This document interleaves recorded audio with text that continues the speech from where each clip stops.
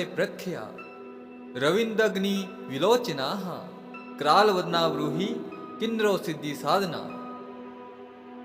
अर्थात, हे उन्मत्त भैरव, आपके 3 चक्षु में सूर्य, चंद्र और अग्नि विराजमान है। आपका मुख अति भीषण तथा देह दलित अंजन के सदृश है। हे प्रभु, आप मुझे किन्नरी साधना का ज्ञान दीजिए। इस प्रकार उन्मत्त भैरवी उन्मत्त भैरव से सवाल करती हैं। श्री उन्मत्त भैरव वाच गुहिकाधिपति ही क्रोधराजो वाच महेश्वराः किन्नरीः साधयिष्यामि मारयिष्यामि देवताः विधातुकं महाराज्यं दास्यामि त्वयि नान्यथा अथातः संप्रवक्ष्यामि किन्नरी सिद्धि साधनां येनानुष्ठित मात्रेण लभ्यन्ते सर्वसिद्ध्याः। उन्मत्त भैरव बोले, क्रोधाधिपति महादेव ने गुह्यकराज कुबेर से जिस किन्नरी साधना के विषय में कहा था, अब वह साधना मैं तुमसे कह रहा हूं। इस किन्नरी साधना द्वारा किसी भी प्रचंड शक्ति को नष्ट किया जा सकता है। त्रिभुवन के अधिपतित्व लाभ होते हैं एवं सभी अभिलाषाएं सिद्ध होती हैं। इसके बाद उन्मत्त भैरव अष्ट किन्नरियों के गुप्त मंत्रों का उल्लेख करते हैं, जिसमें से अधिकांश किन्नरियों की साधना किसी पर्वत शिखर पर, किसी वन में, किसी नदी के किनारे अथवा किसी नदी के संगम स्थल पर करने का जिक्र मिलता है।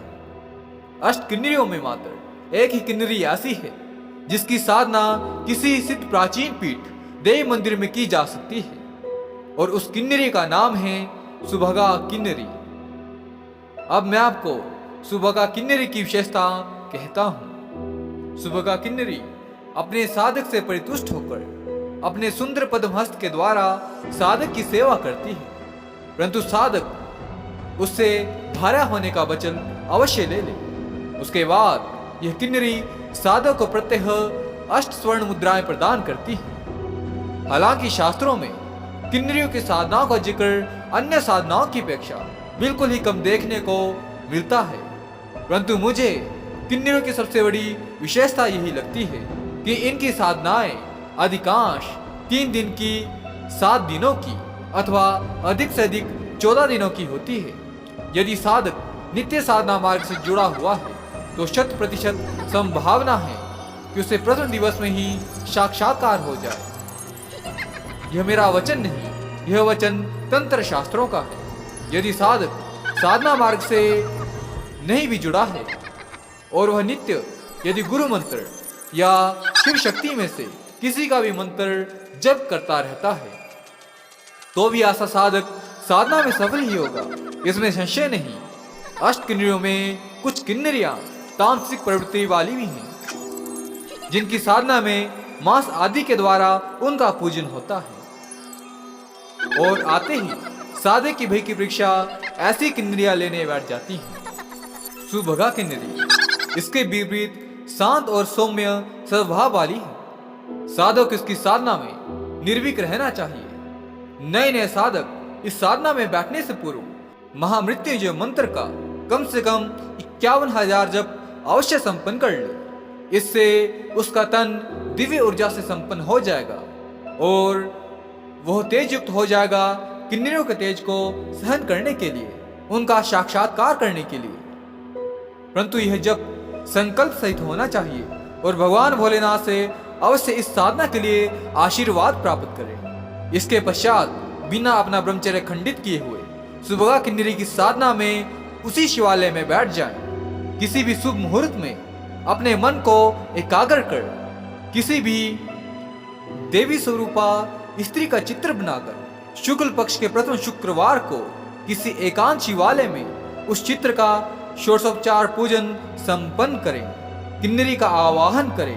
परंतु इससे पूर्व चावल की ढेरी पर सुपारी पर मोली लिपेटकर गणपति की स्थापना कर ले और उनका पंचोपचार पूजन आवाहन सहित करें। इसके बाद अपने गुरु का ध्यान कर उनसे आशीर्वाद प्राप्त करें। रक्षा घेरा लगाना इस साधना में अत्यंत आवश्यक है, अन्यथा साधक के साथ कोई भी दुर्घटना होने के लिए गुरु जिम्मेवार नहीं होते हैं। साधु को भोजन एक समय करना चाहिए।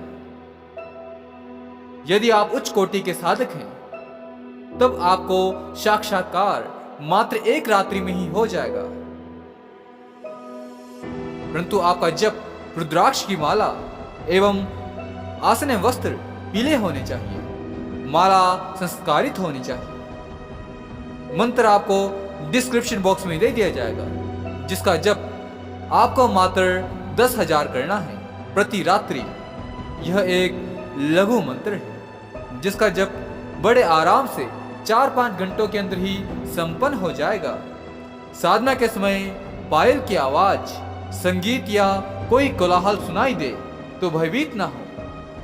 यदि आपको 7 दिनों में भी साक्षात्कार न हो तब ये जब आपको 1 मास तक बढ़ाने की आवश्यकता होगी।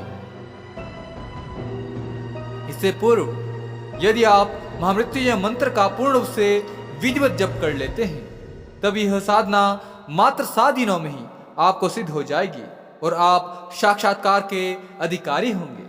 परंतु फिर भी इस साधना से संबंधित आपके मन में कोई सवाल है, कोई शंका है तो कमेंट के माध्यम से मुझसे अवश्य पूछ सकते हैं।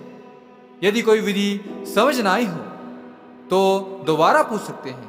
अब इसके साथ ही मैं अपने शब्दों को विराम देना चाहूंगा। जय माता दी।